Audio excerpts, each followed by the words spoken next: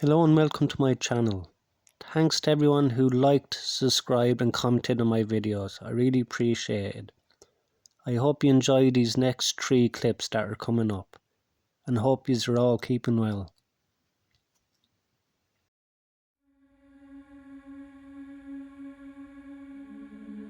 I grew up in California for the first 14 years of my life. Our neighbourhood wasn't the best, namely because it's an area the Crips were known to reside in.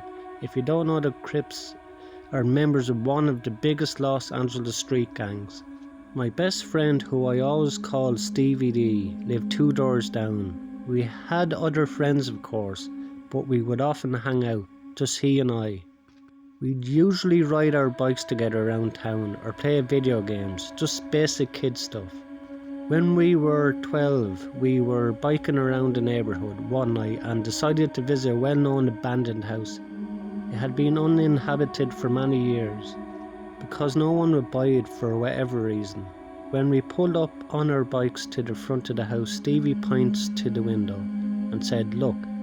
I pushed my bike a little closer to the window and focused my vision on it. I could see someone peeking out of the window. I couldn't tell if they were looking at us or not, but it was definitely a person's face sitting between the curtains. It was extremely strange considering the place had been unknown for years. We stared for longer than we should have, perhaps, and noticed something else that was strange. The person didn't move their face at all. We inched a little closer onto the empty driveway. Actually, upon getting closer, it appeared to be a Halloween decoration or something. Like a fake head that meant someone had snuck into the house to put it there. Stevie D and I, being the naughty kids we used to be, hatched an idea to sneak in through the back somehow and check out the place. We hid our bikes at the side of the house behind an overgrown bush, then snuck into the yard. To our surprise, the back door was already unlocked. But when we come to think of it, it wasn't that surprising considering it seemed someone had already broken in to put that fake head there. We stepped inside the house, but we didn't want to turn the lights on and expose the fact that we were in the house. It was dark in there, but not pitch black, so we could make our way through the house. We got to the living room first because we wanted to check out the fake head thing at the window. It smelled really bad in that room though. We picked up the head from the windowsill and immediately dropped it and screamed. I dropped it not because it was surprisingly heavy, but also it felt like real skin. I saw a dark liquid pouring out of the bottom of the head that was now on the floor. It was blood. It was a real human head. There were 2 cracks in the ceiling above us. Stevie and I looked at each other with our mouths hanging open. We ran for the back door and got on our bikes to get the hell out of there. Anyone in our immediate area learned pretty soon that the head belonged to the victim of the Crips, who apparently placed the head there as some kind of message. I don't think anyone knew the full story, but there was a good chance whoever placed that head there was still in the house, because Stevie and I both heard cracks in the ceiling above us, as if someone was coming downstairs.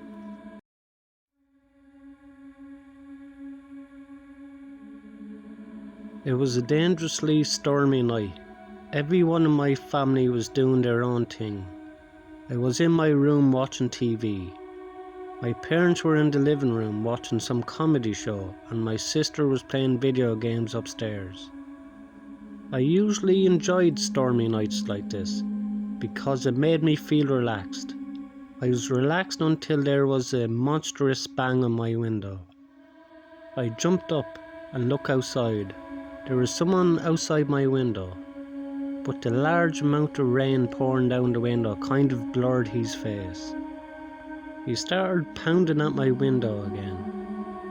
It sounded like he was screaming for help. I opened the window just a little crack, and he screamed to say, "Let me in, I'm hurt." The rain was so loud that I had to scream at him to come around the front.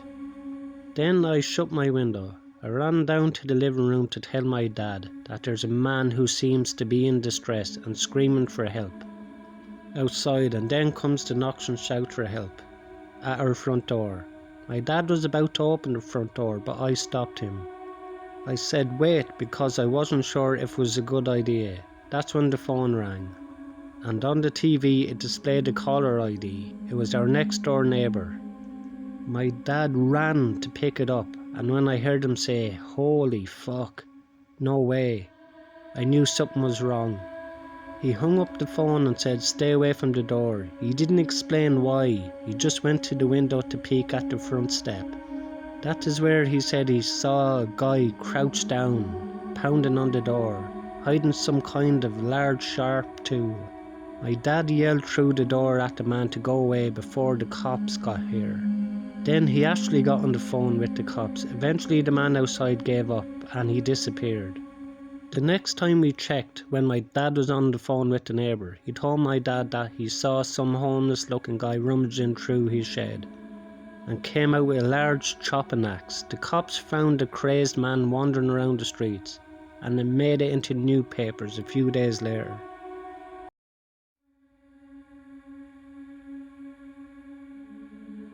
This happened in the fall of 1993 when I was 20 years old.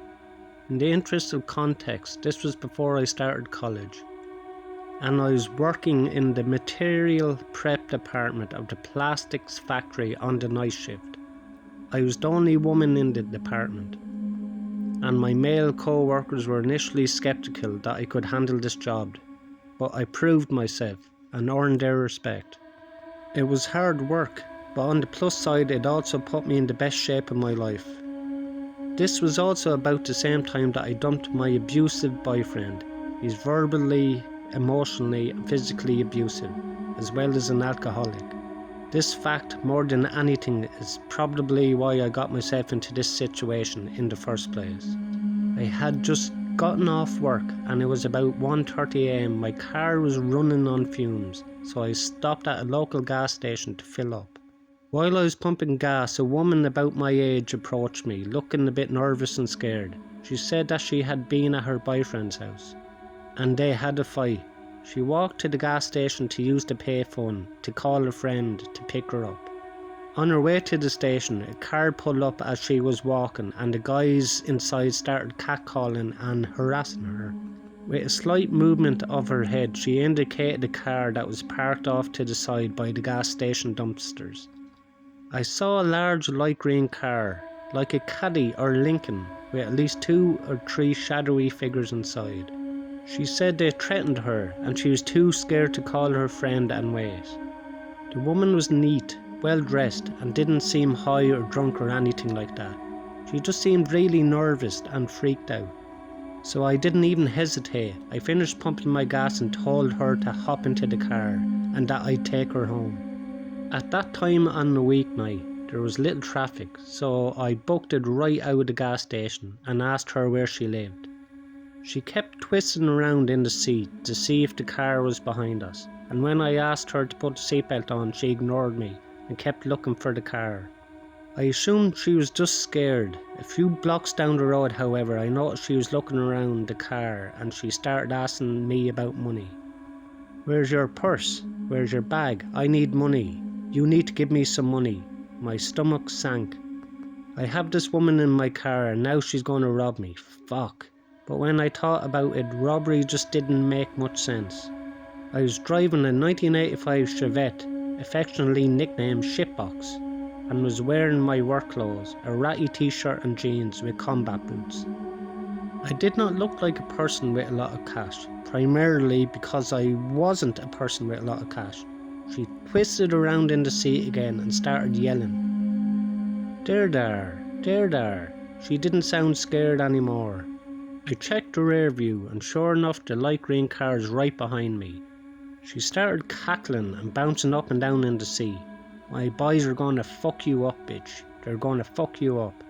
She's laughing like crazy, opening the glove box, looking in the back of the bag or purse, telling me all the messed up shit these guys were planning to do to me.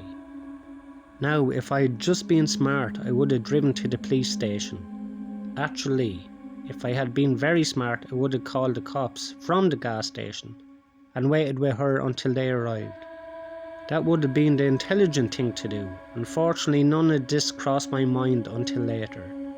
In the moment, I just got really fucking angry. I realised three key things all at once. There was an intersection up ahead with cars on either side waiting to cross, and the lights had just turned yellow. I had a spare box cutter that I kept for work in the driver's side door compartment. That crazy bitch still hadn't put her seatbelt on. I didn't think. I floored it and passed under the yellow light just as it turned red. I glanced back to see if the green car was still behind me. But the cross traffic at the intersection had started to move, and they hadn't caught up. The bitch started yelling. I slammed on the brakes, and she hit the dash and windshield with a solid and vicious satisfying crack. When she rebounded to the passenger seat, I had the box cutter in her face and was screaming more serious batshit crazy. I can't remember actually what I said, but it was along the lines of get the fuck out before I cut your face. The crazy scream and the box cutter combo worked. She got out of the car, then I floored it.